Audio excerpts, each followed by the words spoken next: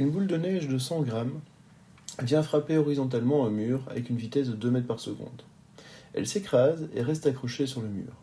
Le choc a duré 0,1 seconde. Quelle est la valeur de la force exercée par le mur sur la boule?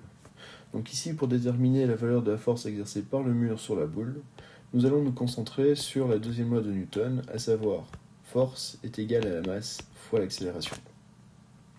En observant nos données, nous remarquons que nous pouvons utiliser les formules du MRUV pour calculer l'accélération.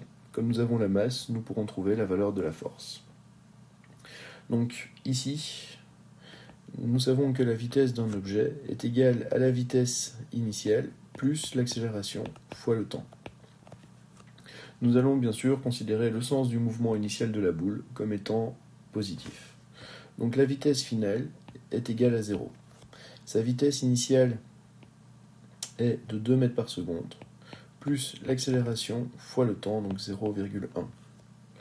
Nous avons donc moins 2 est égal à l'accélération fois 0,1. L'accélération est égale à moins 2 sur 0,1, ce qui nous fait une accélération de 20 mètres par seconde au carré.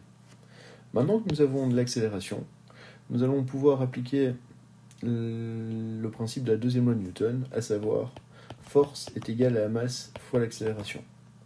La force sera égale à la masse 0,1 multipliée par l'accélération, à savoir moins 20 mètres par seconde au carré, donc moins 20 mètres par seconde au carré, et nous trouvons une force de moins 2 newtons.